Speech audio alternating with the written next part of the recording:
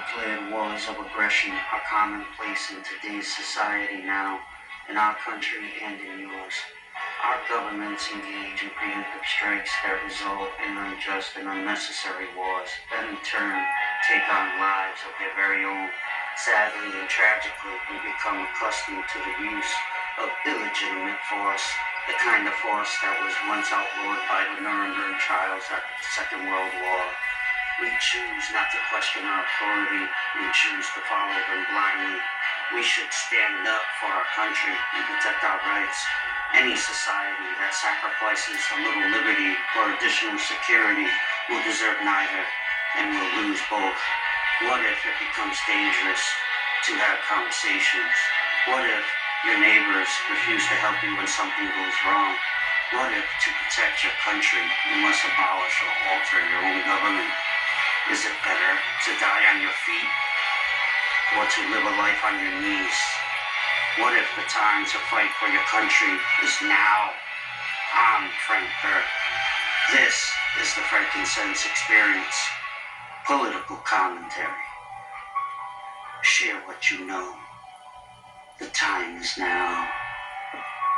Join the experience.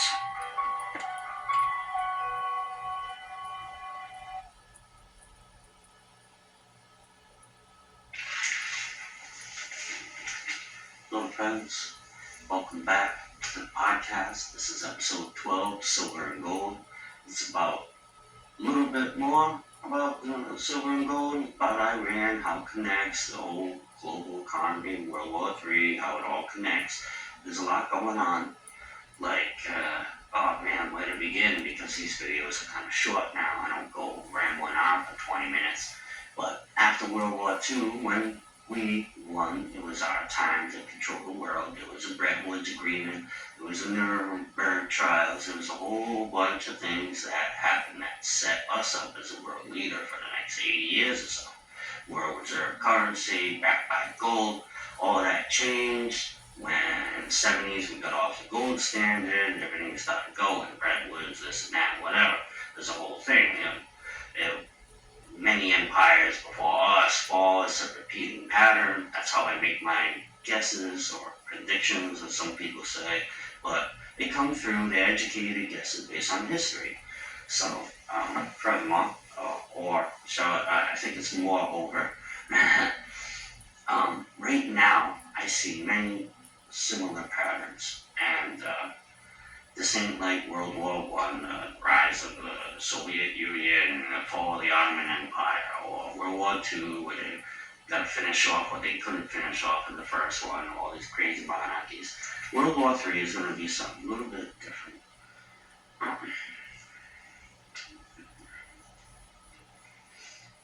I believe a new world order, like a multipolar world order, is going to take over after this is all said and done. So much goes through the Strait of Hormuz right now. I think it's like 50% China, 50% India, 67% South Korea, 72% Japan. They get all that oil, there's helium, there's gallium, there's all kinds of things that goes through there. And right now we got supply chains that are just being shredded or stopped. We can't even make any more tomahawks because we don't have the rare earth mineral access anymore. That's been cut off from us. I believe after all this is done, there's going to be a new Brettonwoods Agreement, a new Nuremberg trial type of thing. A new world order is multipolar and probably be split up between the East and the West. And I think that is coming. I think there's going to be a financial collapse. The petrodollar is already done. People are buying oil and yuan and other currencies, the ruble and everything. So it's not just trading in dollars anymore. I think the Gulf states are going to be wiped out if they keep escalating, because all we got to do is take out their oil fields, everything, all their energy will be wiped out. Desalination plants, the Gulf states would end. Water is more important in that region than oil. So Israel can survive, they could have water flowing in, but not everybody else. So, and besides, I'm not really all keen up on those people anyway. The Gulf states are a bunch of monarchy mobs, and look at MBS in Saudi Arabia. Let's not forget about poor Jamal in 2018 in the Turkish embassy. Yeah, look him up. So I'm not really supporting these people either, but I'm not for breaking the law, and everything what's going on should be avoided because there's people going to be sent to die, and it's absolutely nuts that we're living in this kind of world today. Iran is prepared for this war of attrition. They prepared for 20 plus years for this. They have missile bases on the ground. They haven't stopped making and firing missiles. They purchased, I don't know, hundreds of thousands of decoys, missile launcher decoys that radiate heat from China last year. And I think they're doing a great job setting us up. They're just waiting for us to send ground troops. I don't think that's going to be good. Look at silver and gold, what they opened to today, and it's going to keep going. I've been talking about silver and gold for a long time. And let's see. I think there's going to be a new world currency based by resources, gold, something other, not backed by debt like we've been doing. China has already expressed interest in making a world reserve currency.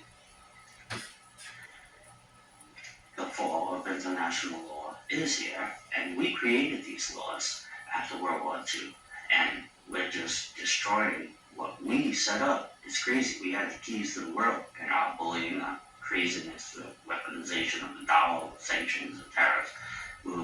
We're just destroying everything we built.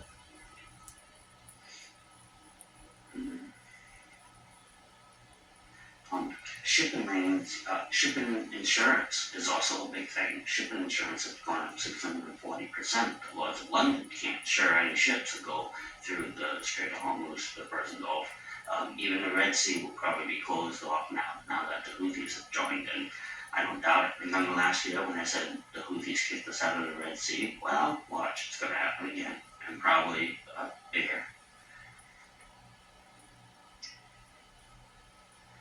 The heads of aerospace companies in America met at the White House. I wonder why that is. Probably not because things are going good.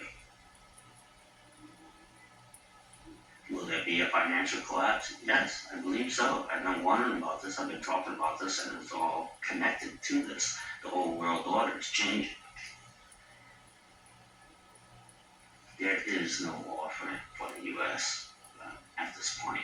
We dug ourselves into a hole.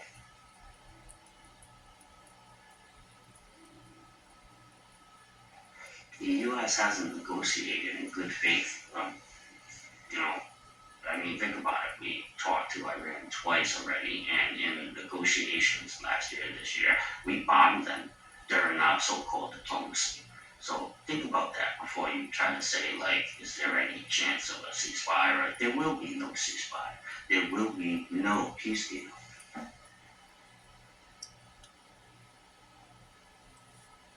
This whole thing will probably take the whole world a good 5, maybe 10 years to recover from all this, to rebuild what we've lost if we even stay that route.